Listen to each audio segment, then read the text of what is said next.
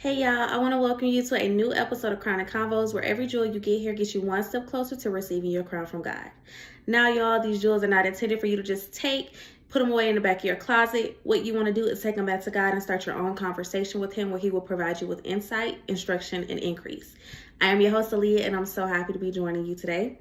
So you guys, hello beautiful people. It has been a while since I've been back on here. It's definitely been a while since I said my little intro thingamajig, but I'm happy to be back. This is a message that's kind of been brewing over the past month and a half, and God has been on me more about getting it out. But I don't really take notes for my words. I really just let God flow. I just try to remember certain experiences that He wants me to touch on, and then I go from there. So a lot of it was me just trying to organize my thoughts and organize stuff, but unfortunately I don't remember everything that has happened since the beginning of this. So I'm just going to go from what I know. I do have some notes taken. I ended up taking these notes in the middle of the night like 2 days ago.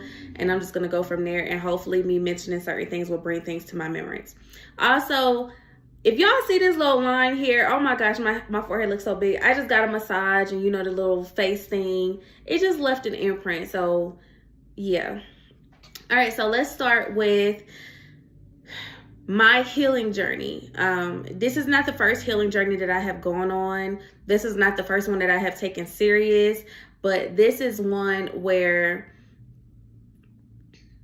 God did a different thing. God did a different thing this time. So let's start by the week of November 7th. That Monday or that Tuesday, I had me a very emotional moment with God where I was just crying. I just cried. I cried about not having a job. I cried about being confused on what He wanted me to do in my romance life. I cried about being afraid to trust Him again because of the situation with my best friend. And I remember, y'all, I'm telling y'all, I'm in the middle of crying down, and I heard God say, "Oh, so we're talking about this again?" That's the last time I cried about that. Because why would you say that to me? Why would you say that to me? You knew I was hurt by that. Why would you say that to me? But that was the last time I cried about it, because at that point, I realized it was a thing of the past. Can it hurt? Absolutely. But can it be something that I can be moving forward from? Absolutely. Two things can be true. So God definitely humbled me with that. I'm telling y'all, I'm in the middle of crying down, and I heard Him say, "Oh, so we crying about this again?" That's the last time I cried about that. I ain't cried about that since. But I was crying about the job thing, and just what life is going to look like for me now. For 2 years, I've been on this channel talking about certain things, talking about how God is moving in my life, how God is moving in your life and stuff like that. And to be in a situation where it is completely different, that's not it's very hard to have peace knowing that this is something that God is doing. It makes you feel crazy. It makes you feel like, dang, did I mess up? It makes you feel like, did you hear wrong? You have a whole bunch of different thoughts. When you were relying on God to do something, and God is a God who doesn't lie. That God keeps His promises. That God does X, Y, Z. And when Z doesn't happen, it does raise questions. It does cause you to look at life differently, not just God or not just yourself, but look at life differently. What is life supposed to be now? Now, I had this conversation with y'all before. I was not pressed about it being my best friend no more, no matter how much I loved him at that time. I wasn't pressed about it being him, because I wanted what God wanted for me. But I think, like I've said before, it was just there were so many times I wanted to walk away from the situation, because it did not look like what God said it was going to be. And I wanted to walk away, but my love for God kept me defending my position to wait for Him, kept me defending the fact that, yes, that's my husband, XYZ. I'm going to allow or deal with certain things or certain treatments that I don't like, because I'm doing this to honor God. So I cried about that. I cried about what moving forward looks like for me.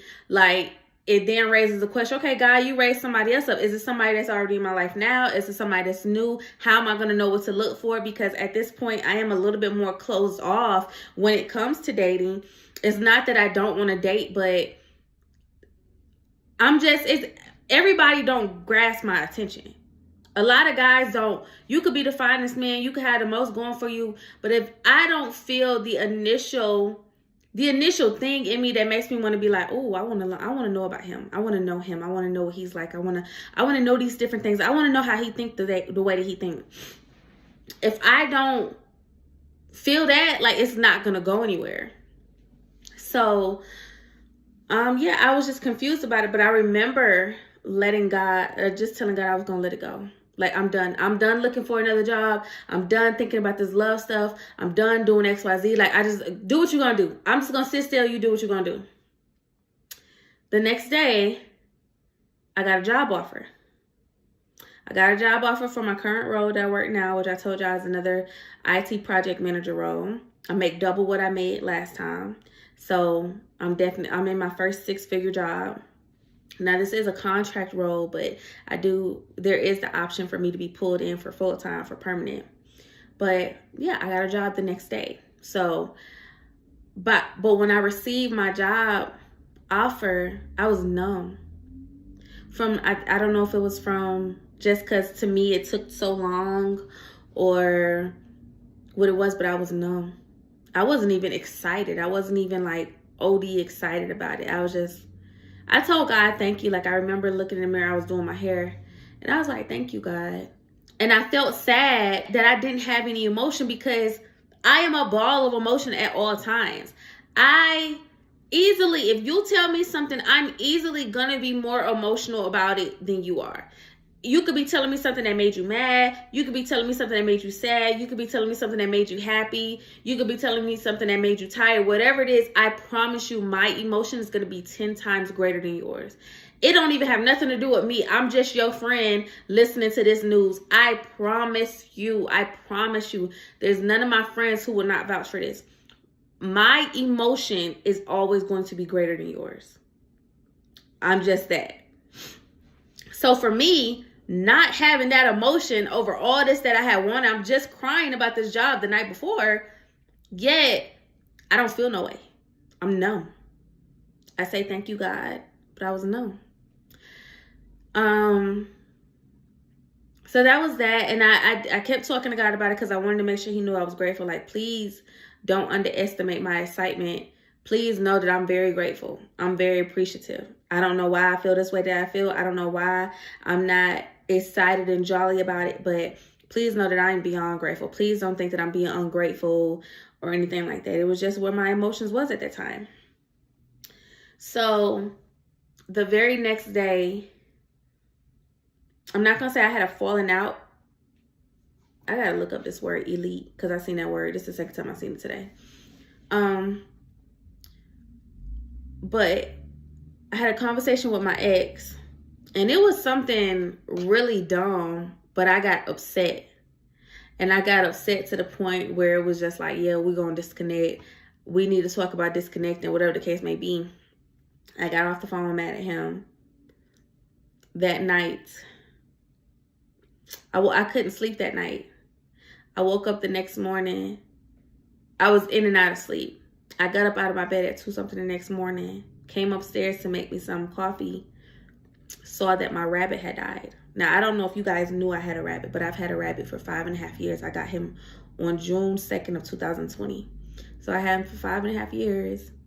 Don't know what happened, but I got up out the bed, I came upstairs, he was dead. That broke me in a way that I did not know an animal can hurt me. I grew up with animals, but I'm not really an animal person. The day that I got him, it was not planned. I literally woke up and said, I'm going to get a rabbit today. And I called 3 different locations, and only one location had a rabbit, and I went over and got him. I'm not an animal person. For me, I don't imagine having that much attachment to animals. But I was hurt about his death. I still hurt. I just cried about it yesterday, and I cried about it a little bit earlier today. It's been over a month, but I was hurt. I was really hurt. And that same day, one of my devotionals, I'm going to see if I got it. I'm going to pin it here.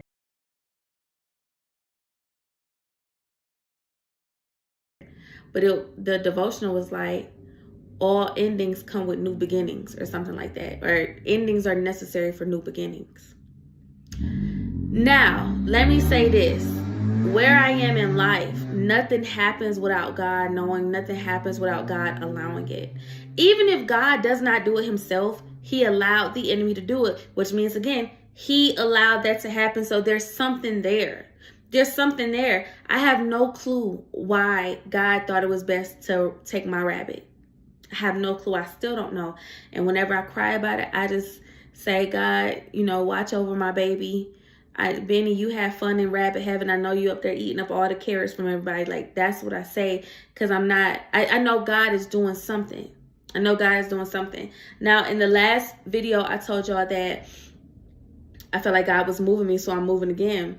And I knew when he passed, I knew I wouldn't have to worry about moving him to a new place, paying another animal deposit and animal rent and stuff like that. Because a lot of the places here, you have to pay like a $300 or $350 animal deposit and then pay $35 a month for animals.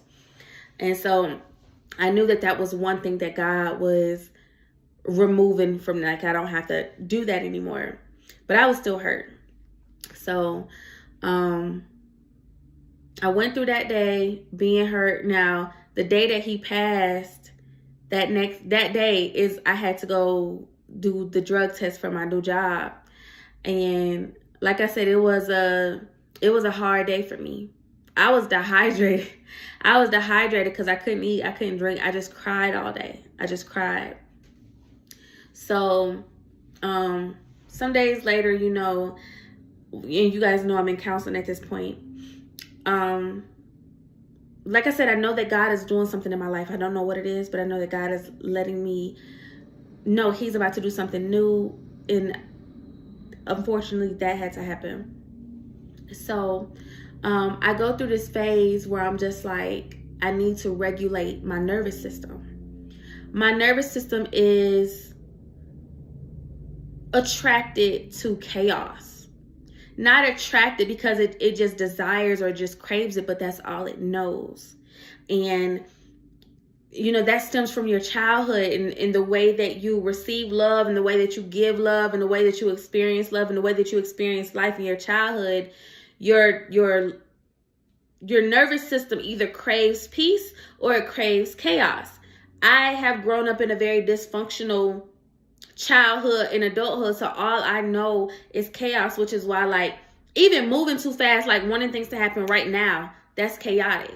Because we know in life, even in traffic, you could speed through the lanes, and how many accidents could you cause, or how many people can you scare because they think you're about to hit their car? Like, you can drive chaotically and get where you're trying to go, or you can drive peacefully, paying attention, taking your time, going slow, and getting where you got to go from point A to point B safely. You can drive in chaos, or you can drive in peace. And it's the same thing when you make your life choices. You can sit up and be on edge all day long and nervous and anxious about everything that happens in your life and wanting to plan this and wanting to plan that and needing answers today and needing to know what to do today so that you can do it tomorrow. And you can move like that, or you can be laid back, lax, allowing things to happen for you, allowing things to come to you, allowing people to come to you, not chasing nothing, not pressuring nothing, just moving with grace and flow. I move the former. I used to move the way, like, I just pressured. It was pressure on me. It was pressure on the people around me. It was a lot of forcing. It was no flow, because I don't want to go with the flow. The flow is too slow for me. So that's what my life was. Then I realized it was one day that I just woke up. I hadn't started working yet, but I woke up and I realized I just wanted to move slow. If I want to cry about my rabbit today, I'm going to do that. If I want to lay in the bed and watch movies all day, I'm going to do that. If I want to go get me a massage, I'm going to do that. If I want to put me a spa basket together, because I ended up one of those weeks, I went to Marshall. I got a massage. I went to Marshall's, got some perfume, got some spa stuff. The next day, I gave myself a spa day. I took a bubble bath. I did feet stuff. I did facial stuff for me. Like, just moving slow, like not in a rush to do nothing. Nothing in my day is structured anymore. And I started realizing, like, the pressure that I put on myself, I definitely put that on other people. not having structure and not moving with structure, it brings anxiety in me. And if we're being honest, the night that I fell out with my ex, it was because I was trying to get him to see something my way versus just respecting his way. We were talking about packing. Now, like I told y'all, me and my ex had planned to see each other. He is the type of person, he will admit it, he's a last minute person. Anytime he goes back to Atlanta, he says he'll call somebody on Tuesday and say, yeah, I'll be there on Thursday. He don't have no travel plans. He don't even know how he gonna get there yet. He can get a plane ticket or he can drive. He don't even know till last minute how he's going to get there. That is a him thing. And he is okay with that. But that night, I was not okay with the fact that he was okay with it. Because I'm like, how does that make sense? Like, why? Like, if you could do it today, why would you wait 3 weeks for the 3-week deadline? And he was just like, yeah, that's just how I am. And I was just like, okay, so help me understand that, because most men are like that. Like, help me understand that. Me trying to change something in him and me bringing chaos into his world versus just accepting where he is, and that's the person that he is. And so that's not why I had got mad at him, though. But, you know, yeah, I was like, that don't even make sense. Like, why would you do that? So yeah, just being chaotic about things. So when I realized, and when I started moving slow, I realized like my day was just flowing with ease.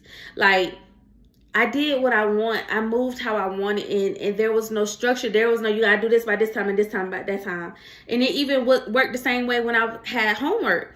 Like, I would have preferred, my stuff was due on Sunday. I would have preferred to give myself like, do my work Monday, Tuesday, Wednesday, Thursday, then have Friday and Saturday off, and then do my homework on Sunday.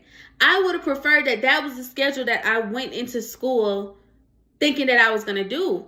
But life be lifing sometimes. And guess what? If I don't have my stuff done till Saturday night or till the night that it's due, and it's still done and I'm passing, why be stressed about it?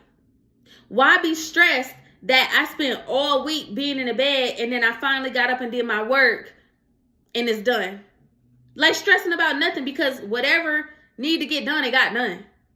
I just be looking for stress. I be looking for reasons to be mad at myself, or to push myself to be harder, or to push myself to do differently, just pressuring myself. And I realized I don't have to do that. Like, and my ex, him and his attitude, that helped me. Because if he packs late and he moves at the last minute, but he's still able to meet whatever deadline he got to meet, he still done got to the airport by 4 o'clock and he take off at 6 o'clock, or he still decided, oh, I'm going to drive and I'm going to get on the road by 12 o'clock, and he get on the road by 12 o'clock. If he doing what he's set in his mind that he's going to do, even if he waited to the last minute, why does it matter? Did you still get the same result? Did you still do what you have to do? Yeah, you could have gotten it done 3 days earlier. But you got it done. That's all that matters. And I had to like shake my mind to think like, that's okay. It's okay to get it done early. And it's okay to get it done at the last minute. Because life happens. And you don't have to put that kind of pressure on yourself to be perfect, or to do things perfectly, or to make a perfect score, or to make a perfect timeline. I don't know about y'all, but I put a lot of pressure on myself to be a certain type of way. And it stems and flows into all different areas of my life, even with my son. Even with my son and how he acts at school and stuff like that, I put a lot of pressure on him to act like he's the perfect child, forgetting he's a 6-year-old, 7-year-old boy, very hyper, very eager to be around people, love people so much, very, very emotional. So he's this ball of energy. He's not going to sit down every day, all day, like most kids will. Now, that don't mean don't check him if he's doing something wrong. But like, for instance, he have this school thing. It's called dojo points. So if you get green ones, that's good. Red ones is bad. He might get a red one for being too loud. My son is very loud. He's very loud. Early in the morning, he's very loud. I don't have to chastise him for that. His teacher knows that that's a thing. We know that this is a thing, and we know that he's unintentionally doing it. Now, when he's being disruptive, or if he's being unkind, or if he's not following directions, I chastise him every trip.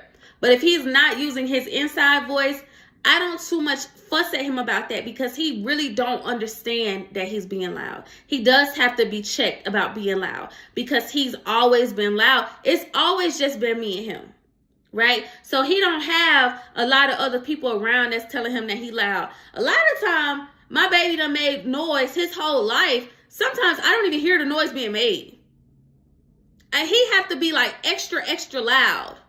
Or I might be watching a movie and I had to rewind a part 3 or 4 times before I realized that's him being loud. Sometimes I don't even catch it, because I'm so used to it, and he really don't know, and he really don't mean no harm. So yeah, like it has spilled over into all my different areas of life, where I have this expectation of people being perfect. Nobody is perfect, but I put a lot of pressure on people to be perfect, and to be a perfect person, and be a perfect person to me, and stuff like that. And that's not how it works. So I started regulating my nervous system and just slowing down, and I stopped desiring chaos. I no longer desired chaos. Like, I no longer desired confusion, or having to have hefty and emotional conversations, or having to need clarity all the time about where I stand with somebody. I just no longer desired it anymore. So we keep going on. I got this shirt. It says Rochester, New York. That's where I'm from, right? I'm gonna go ahead and say this. I haven't seen my dad since 2019. My dad came to Georgia with his wife in 2019 for a yacht party. I saw him for a couple hours. The last time I saw him before then was in 2011 when I flew to New York. I was still in high school at the time. I had not seen my dad since then. Recently, my dad was released from prison. So I went to New York to see him. And it was life-changing. It was life-changing. It wasn't just me and my son. It was me and my son, and then I had 3 siblings there. I had 2 sisters and a brother there. But I hadn't been around my dad like that in a while. And I was actually kind of nervous about coming around him, because I was just like, you know, I'm an adult and I feel a certain type of way, and I honor what I feel. And I just don't know how, like, I don't know if our personalities is going to mesh with each other. And I had a conversation with him the night before I got there, and we talked, and it went good, but it was a great experience. It was a great experience. I cut my dad's hair for the first time. He's bald, so he was shaving it, and I bothered him to cut it. And he got a video. He recorded me cutting his hair. That was life-changing for me, because in this part of, you got to think about it. When you talk about healing, a lot of things that we are healing are not from our adult life. It comes out in our adult life, but it stems from childhood stuff. The things and issues that we have, they stem from childhood stuff. They don't stem from adult stuff. They just come out in adult stuff. But it is stuff that is in your heart, that is in your body, that has happened to you while you were a child, and you have never addressed it or confronted it. So it now comes out when you get older. I didn't experience my dad. I left New York when I was 6 years old. So I don't remember my dad being around me often, because by the time I left when I was 6, my dad already had 5 kids. So by the time I left, my dad had 5 kids. I left in 2021, 94, 95, 96, 97, 98. He might have had 6 kids. He for sure had 5, but he might have had 6 kids. When you have so many kids like that in so many different households, you can't be present for all of them. You can't be there for all of them. And so he was not present for all of us. He was not present for me all the time on a consistent basis.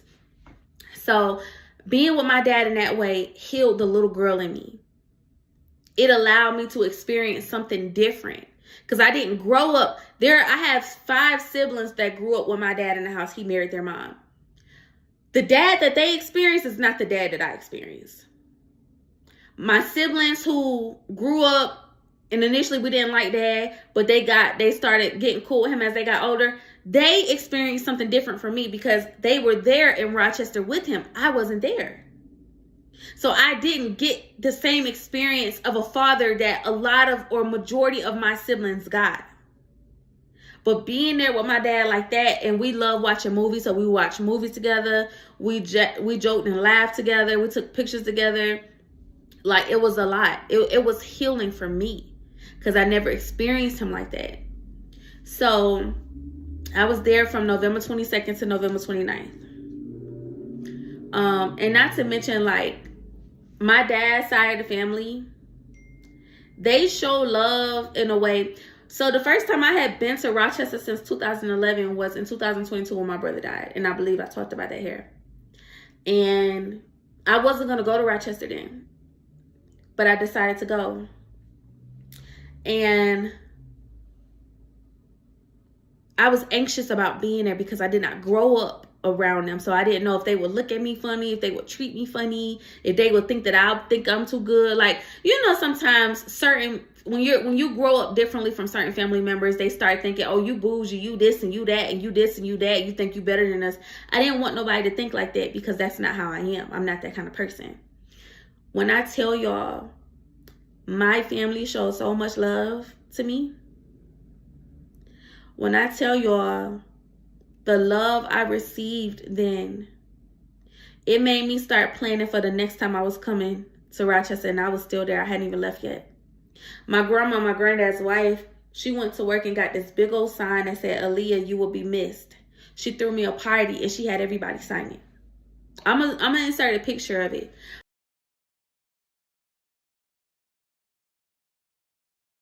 But they showed so much love, y'all. And I would have never known that because when I was younger, going to Rochester was like a punishment. So when I was acting up in school, or when I was acting up at home, or when I was disrespectful, my mom would be like, you finna go to Rochester with your dad. You finna go to Rochester with your dad. I'm finna send you to Rochester with your dad because I'm sick of you. I'm sick of this. I'm sick of that. It was a punishment for me. So I never wanted to go. I don't want to go there. Clearly, that's a bad thing. If you're using that as a punishment, it's bad. It's not good for me to be there. So I don't want to be there. So I grew up not wanting to go to Rochester, never wanting to go. And as I became an adult, that followed me. Like, I never wanted to go. My brother, before he passed, he had just begged me to come back to Rochester. And I just was not trying to do it because I'm like, nah, like, no, I don't want to take my son up there, XYZ. So I went to Rochester in 2022. I went in 2023. I missed 2024.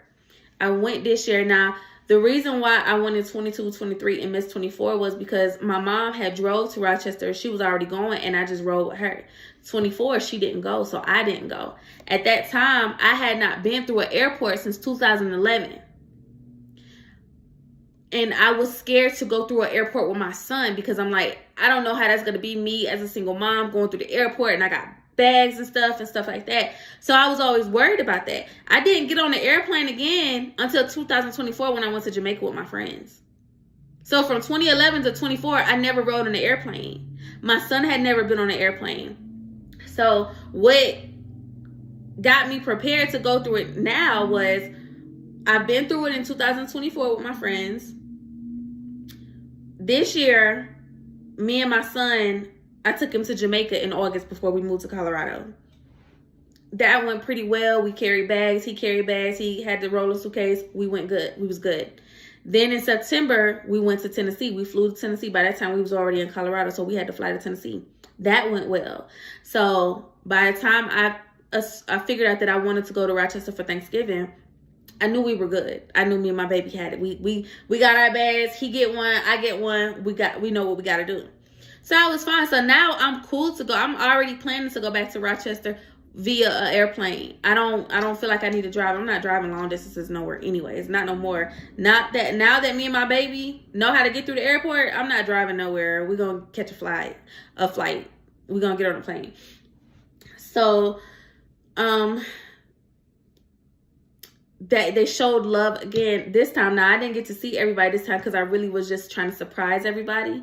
So I didn't get to see everybody as much as I wanted to, but I saw my dad and I saw my grandma, and I needed that. So that's cool. The following weekend, I went to Atlanta for me and my son's birthday. His birthday December 4th, my birthday December 9th. I got to Atlanta on the 5th. I ended up being sick on the 7th. I had a stomach bug. My son was sick on his birthday, so I caught his bug. So we was sick. He was sick Wednesday, Thursday, Friday. I was sick Saturday, Sunday, Monday, Tuesday. Now, in between those days, I would have up and down days. So like Sunday, I was up enough to go to church. I hadn't been to church since I left Atlanta. I went to church that day. And I went out for my birthday that night with my friends. And then Tuesday, I was up enough to go out again for my actual birthday with my friends. And just being honest, like, again, my friends showed me so much love. Like, it really shifted how I felt about people and how I allow people to demonstrate their care for me. And I don't say that in a way to be selfish, or I don't say that in a way where I expect people to act like me, but you know when somebody love you and you know when somebody like either struggling with that love or they don't really care about you like that. And like I said, my friends and my dad's side of the family, they show so much love. They showed me so much love that it really helped me to readjust where I wanted to stand or how I wanted to show up in people's lives. So one of the other things God started talking to me about, so I'm going to share all the different things that I've learned in this time. But one of the things that when I was in the airport on the way to Atlanta, it just hit me how I show up when it comes to my mom's side of the family. So with my sisters, I'm their protector. I have had to fight boys. Well, I fought one boy for my sister, was finna fight 2 more on another occasion. I've threatened to do stuff to guys about disrespecting my sisters by putting their hands on my sisters and saying crazy stuff to them. Like, nah, if you think that's what it's gonna be, it's not gonna be that. Like, I've been their protector. And not for nothing, and I hate to say it like this, but the role that I played in their life, I never had nobody play that role in my life. And it made me realize that a lot of time we do a lot or we do extra in people's life because that's what that little girl or that little boy in us wanted. So they wanted somebody to protect them. They wanted somebody to be this type of way to them. And so that's why they go all out when it comes to other people. And I realized I didn't want to do that no more. Like, the softer I become, it's just, I don't want to be known as the person who's going to do anything to anybody. I don't want to be known as that anymore. And I don't want to be known as that to my sisters when they go back to these guys, right? Because I've, had to get into it with both of them about both of the men that they dated, and they'll go back. And now I'm the one that looked like an outcast because I don't like that he disrespected you. I don't like that he said that to you. You cool with him. I'm not cool with him. Now I look crazy because I'm still looking at him sideways.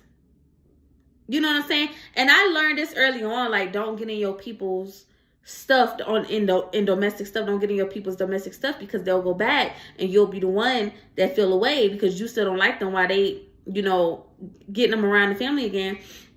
But I'm very passionate about my sisters, and I'm very passionate about women and women being treated in a respectful way.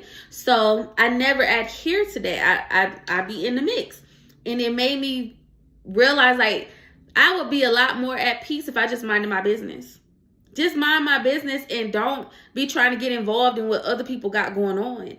Whether it's with another person or whether it's with their healing journey. I had to learn that with my ex because he ended up, I don't want to say going through something, but going through a thing where he needed isolation. And usually I like to try to insert myself in those type of moments because I want to help you. I want to let you know that I care about you. I want to take care of you. I want to take care of your mind. I want to pour into you. I had to learn to leave him alone. No offense, no shade or nothing like that. But your journey don't have nothing to do with me. Your healing don't have nothing to do with me. And I'm not going to allow my desire for you to be healed or my desire to love on you to pull me into some mess that don't have nothing to do with me, and then I get scarred. I get scarred because I was a part of a journey that I was not supposed to be a part of. There's this video that just came to mind. This woman where she said God told her, she was dating a man. And God told her, that's your husband. And then God said, now leave him. And she said, well, God, how did that make sense? And she stayed. And she got married with him 8 years. She got married to him 8 years later. But God said to her then, you endured a lot of different hurt that was never for you. I told you to separate from him. You stayed. And I told you to separate from him because I was putting him through the journey he needed to go through to find himself and become the man that I needed him to be to marry you. You stayed when you should have left. You stayed and you endured a lot of heart, and you have a lot of trauma now regarding your relationship with this man because you did not leave him when I told you to leave him.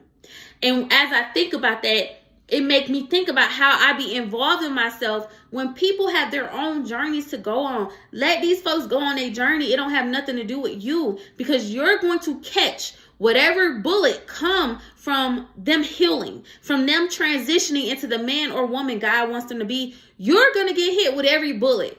And then at the end of it, you looking at them with disgust, or your feelings have changed because you have been hurt in ways that you did not have to be hurt.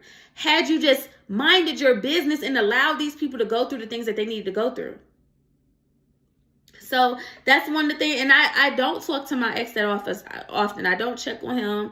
I don't, because he made it clear that he needed this space. Now, if we talk, I try to be open and, friendly with him and stuff like that. But ultimately, I don't want to allow my love for him to pull me in, or my care for him to pull me in to some mess that don't have nothing to do with me. Your growth, your journey, your healing, don't have nothing to do with Aaliyah.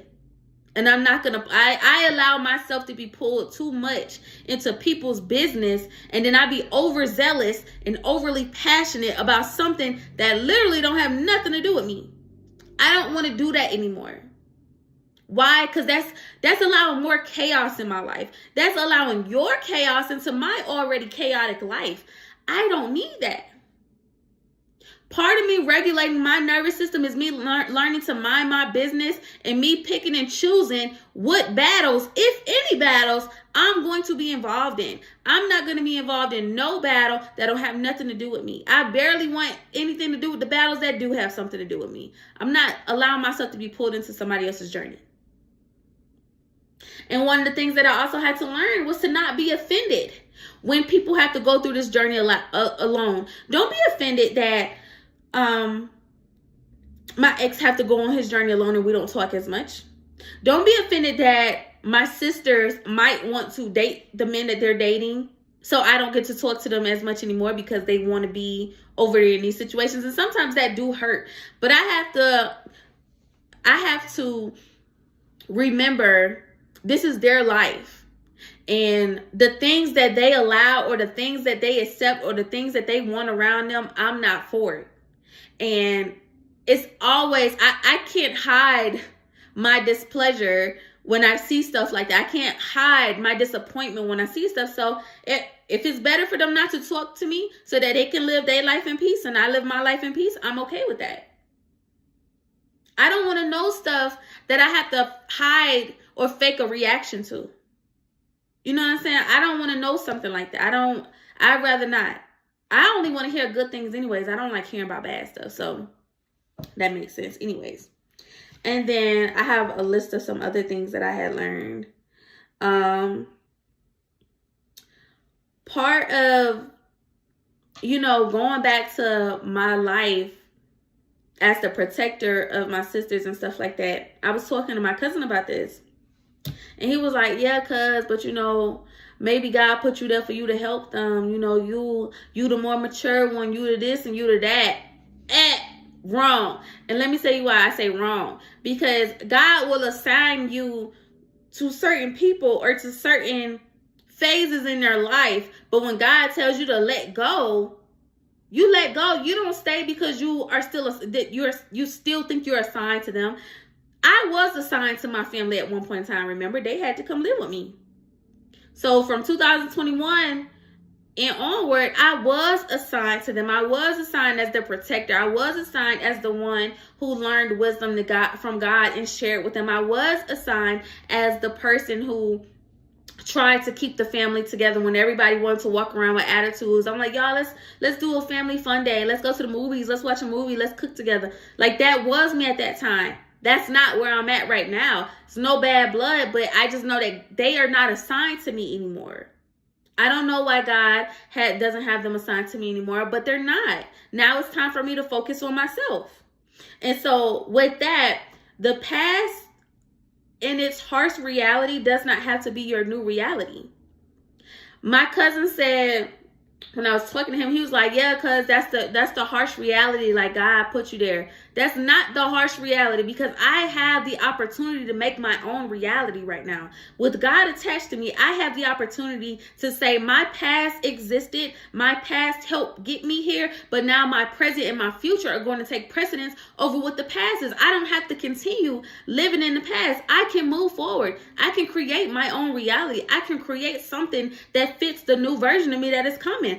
I don't have to stay stuck in the past and say, yeah, this is just my reality. This is just what life has taught me. This is just who I have to be. No, I don't. No, I don't. God doesn't have me there anymore. So why would I want to stay there? I didn't like it there. That's why God has shifted me to no longer want those things. I randomly woke up one day and said, I don't want to be my sister's protectors anymore. That wasn't me. That was God. I hadn't even talked to them. I hadn't even talked to any of them for me to say, it's not like a situation had just happened and I was like, oh no, I don't want to do that no more. I literally woke up one day and said, I don't want to be my sister's protectors anymore. That's not, first off, that was never my job. And you know, a lot of the thing when it comes to the harsh reality, a lot of us, our parents put us in certain roles, or a lot of us, we put ourselves in certain roles. I made myself their protector. Nobody told me that I was their protector, but because I endured certain things, I didn't want my sisters to endure it. So I stayed on them and I studied them and I tried to give them wisdom and love and tried to bestow wisdom and courage to them so that they didn't make some of the same choices that I made. I chose that role. That was not the role that God assigned me or my mom assigned me. However, that's not everybody's reality, because one of the examples that I think about is like, when it's a house full of single women or a house full of women and you got a 5-year-old boy and the mom says, well, you the man in the house, you got to do this and you got to do that. That little boy is 5 years old. And so they grow up in a role that somebody assigned to them, but it was never their responsibility because they were a kid. He's the youngest kid in the house, yet you said he have to do all the manly stuff because he's the man in the house. I'm not saying don't show them responsibility, because my son has responsibilities. When it's trash day, we take the trash out. He take the trash to the front. He bring the trash back. I'm not saying that, but I'm saying some people have roles that their family, like think about those people who have a whole bunch of kids. Say somebody got 5 kids and they got to work. So they make the oldest stay home and watch the kids. So now the oldest got to stay home, watch the kids, cook for them, clean for them, make sure they take baths, help them with their homework, pretty much putting the oldest in a position of a parent that's not their role. So then they get older and they just become this uber bossy, uber protective, and uber in everybody's mix, me type person. And that was never your role. Whether you took it on or whether somebody else assigned it to you, it was never your role. And so that's the past in its harsh reality, but that doesn't have to be your new reality. You don't have to take on nobody else's stuff. You don't have to try to play Captain Save 'em to people anymore. And I'm not saying, because God have people in different places. So God may have somebody there to help you or have you there to help somebody else. God absolutely does things like that. God has used me in people's lives many of times. Many of times. And I know for a fact he's still going to use me in people's lives. But I'm saying, when my assignment is done, when your assignment is done in somebody's life, you don't stand there and you don't continue walking in that assignment when your mantle has changed. Your mantle is not the same anymore. And I had to get me and my cousin had to have a real depth conversation about it, because It is very difficult when you love people and you want to help people and you have great intentions. But your great intentions does not always come across as great intentions to other people, especially people who don't want to grow or people who like their situation that they're in and they don't want to change it. So they don't need the pressure from you trying to make them change something that they don't want to change. They don't need that. Let people live their life the way that they want to live it. When it is time and when they are ready, they will start changing. And then if God brings you back into their life, God will allow you to assist. But a lot of times we be caring so much. We be caring more about these people than they care about themselves. We be caring more about their health, their mental health, their physical health. We care more about it than they do. Stressing ourselves out for something that they're not even going to change. I don't want to do that no more. I don't. I mind my business. So I said this already. Allow people to go through their stuff at their own pace. Give them the space to do so. Let people have the space to learn and grow and move and shed and shake. Let them do it at their own pace. I said this. Unlearn the roles you took on and let go of assignments that are no longer for you.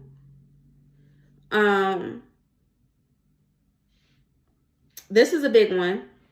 So there was a part in my growth. So when I first started this emotional regulation thing, I felt like I was growing. So I felt like it was time for me to detach from my exes. I felt like it was time for me to let him go. Why? Because so much of my journey with God has called for every growth spurt that I go through, I have to let something go. I have to let somebody go. Every time God has elevated me, I have had to let someone or something go. So I was like, okay, well, you want me to let him go? That's fine. It's not going nowhere, so I'll let him go. And God told me, and it came out later in a conversation that I had with my dad. My dad did not even know what was going on. But it came out later that every growth spurt that I have is not for me to let go or detach from somebody. Sometimes it's for me to stay and grow. Sometimes it's for me to stay right here and grow right where I am. And it came out when I was talking to my dad the night before I had went to Rochester, when I told him I was nervous about seeing him again after all these years. And I'm just talking, God just flowing. And I ended up saying it. And I was like, wow, that just hit me different. Because this is what God said to me earlier. God is saying every time you detach from somebody or every time you go through a growth spurt, is not for you to detach from somebody. You don't have to leave everybody or everything behind. And that is something that I'm really, really having to sit with, because I've had to leave so much behind. I've had to remove so many different things and people from my life because I was growing. God only allowed things and people to be in my life for a season. Some seasons shorter, longer than others. So I'm thinking it's time for me to walk away from him. And God is like, no, it's time for you to grow and stay. And then the other part of that is every time you don't communicate with somebody, or every time you are disconnected from somebody, does not mean that you have to like completely detach from them. Sometimes you could just stand still. And so what happened with this was, one of my sisters was not talking to me for a minute. And I'm one of those people that's like, oh, well, you ain't talking to me, then I'm not talking to you. And God had to sit me down with that. Like, you don't take responsibility for somebody else's emotions. You don't take responsibility for something that you know you haven't done. If you haven't done anything, and if somebody doesn't want to talk to you, it's okay. Now, in my class with leadership and development, we was talking about something one day, but this one message was always assume positive intent. So even if I know that my sister is not talking to me because she's mad at me, I can assume she's just not talking to me because she's busy. She's just busy. She's not mad at me. Even if that's the truth, always assume positive intent, because it shapes how you interact with people moving forward. If you go into a situation thinking somebody got an attitude with you, you off rip got an attitude with them. You don't even know why you mad at them. You mad at them because they mad at you. You don't even know why they mad at you. You just walking around mad. Or you can assume positive intent. I assume we're not talking because you've just been busy and we ain't been able to talk and catch up. That's all right. Now, me being somebody who studies my sisters, I know when they not talking to me because they got a problem with me. I know that. They bug me too much for them to go long periods of time without talking to me. But what can I do about that? All I can do is continue assuming positive intent and continue moving with peace and love. So even if we are not in communication, even if we are disconnected, I can sit still in my peace. I can sit still in my love. And when they are ready, they come back to me and I have nothing but love back to give to them. Because if I'm sitting here mad, then when they trying to come back to me, I got a problem. I got a beef. I'm not talking to you with love. I'm not talking to you with respect or with grace because I got a beef with you. But if I let us be disconnected and I let them go and do what they do and I sit still, but I sit still in my peace and in my love and in my God, then when they come back, there's no bad blood. So every growth spurt does not mean you have to detach or completely disconnect from somebody, but also every lack of communication with somebody does not mean that you have to move forward from them. Sometimes you could just sit still. Now, sitting still does not mean not moving on with your life, but sitting still means not feeling like you have to make a decision. You don't have to make a decision whether to call this person or not call this person. You don't have to stress yourself out about making a certain decision or making a concrete decision. You could just sit still in the unknown, keep living your life, and then when this person comes back, if God says it's okay for this person to be back in your life, you open your arms and you embrace them. This is something that I'm really like, I'm having to learn that because my family didn't grow up like that. Like my mom, when my mom wasn't talking to us, we knew that she didn't like us. We knew that she had an issue with us. And we tend to take that on in our other relationships. We go through the silent treatment. We're not talking to you. I'm not talking to you right now. I don't know how to not talk to somebody and not think it's bad blood. Not if like my friends, I haven't talked to my friends in a while, but my mom and my sisters, that's a different thing because I know their patterns. But that's something that God is on me about. Like, always assume positive intent, even if it is a negative thing. Always assume a positive intent, and you sit still. You don't have to make a decision today on whether to cut this person out your life or not cut this person out your life. You sit still and you continue moving and growing and doing what you got to do, and just stay open for if this person comes back. Keep an open heart and an open mind. So that's that. And the last thing that I have been learning is learn to be okay with the journey to your destination. Take your time and enjoy it. Now, this is something that people talk about all the time. But if you are somebody who lives in chaos like me, I don't care about the journey. I want to get to the destination. Let me hurry up and get there, please. Please, let's not keep stopping at these stop signs and these stop lines. Run the red light. Let us get there. Get from behind this train. This car is moving slow. Can you go around so we can get where we got to go?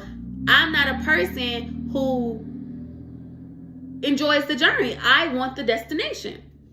And God is talking to me about this when it comes to my business and the real estate development stuff. You know, I've just been so eager to get to the actual project part, realizing not realizing there are about 20 steps that I missed before I even get there. Me being in school is just one part of it. But me building my business credit, building all these different things in place for me, I'm missing all of those things. Everybody's journey is not going to be the same. Enjoy your journey because your journey is not going to be like the next person. So the journey that I'm building when it comes to me building my personal credit and my business credit back up, it's not going to be like anybody else's. It's something completely different. And I'm learning to be excited about the little things that I'm acquiring along the way. Oh, I just got this credit card increase. Thank you God for that. Oh, I just got this new credit card. Thank you God for that. Like, I'm learning to be grateful for the little things that are happening, because if it wasn't for these little things, then I can't get to the big things. And I'm learning these little things as I go. My best friend who also does real estate, she has A1 credit. She can't even really help me because our credit is in two different phases in life. And she can give me a little bit of pointers or something like that. But ultimately, my journey to where she is or where she is in her real estate development career, our journey is not going to be the same. So God has been on me about just learning to enjoy the journey, learning to be excited about accomplishing small goals. I just got a new credit card this week. Like, I'm doing what I have to do to build this up. And I can say, me and God built this up. I didn't get no credit repair person. I didn't get this person or that person involved. Me and God, me doing endless researching and asking God, God, is this the right path that you want me to take? That's what's going to get me where I'm trying to go. But enjoy that. Enjoy that. That's the way that you enjoy the fruit of your labor, when you realize that you really, really worked hard for that. That's when you get to enjoy the fruit of your labor. So those are all the things that I have learned so far. I'm pretty sure that there are more things, but like I said, I haven't been documenting this stuff along the way. So when I the other night when I just started writing this stuff down, I just wrote about the things that just came to my mind. But I'm pretty sure that there are more, and if there are more, I'll come back and tell it.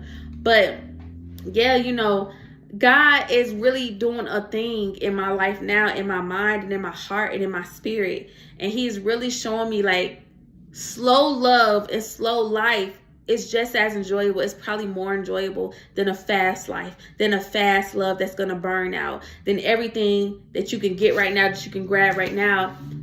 Being able to acquire these things in a slow way, it means more, it holds more weight, and you get to enjoy all the different transitions. I enjoy seeing myself grow so much.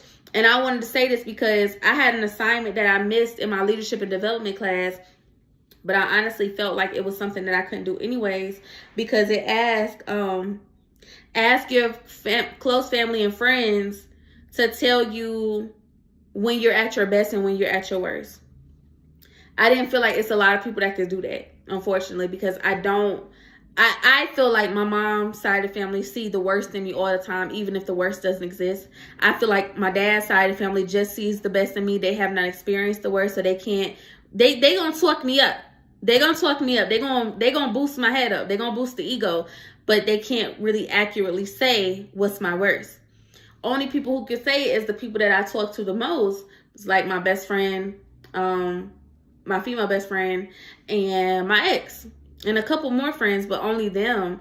And I just felt like, and I think I needed more than them. So I told my professor I couldn't do it, but he left me some great feedback about my growth and how he noticed my progress and how he enjoys my forum questions, my forum responses. And his comment about me saying I've enjoyed the progress and stuff like that, that means something to me, because he said that beginning of December. I started that class mid-October. I'm not the same woman that I was when I entered that class, y'all. Completely different woman. How I handle things, my anxiety. Like I said in my last video, when me and my ex go long periods of time without talking to each other, I don't get anxious. I used to get very anxious. I don't get anxious. I don't get to bugging him. I'm living my life. He'll call me when he want to talk. I've never been this way before. I'm a whole other version in less than 2 months. It's crazy. It's crazy. And I have enjoyed my growth. I have enjoyed the people who see my growth, but I have enjoyed myself knowing that I'm not the same woman. Even when I leave out of here, this house that I'm in, to say that I'm not the same woman that I was when I first got here, bonkers. But that excites me. That excites me knowing that I put in the work to grow and be better.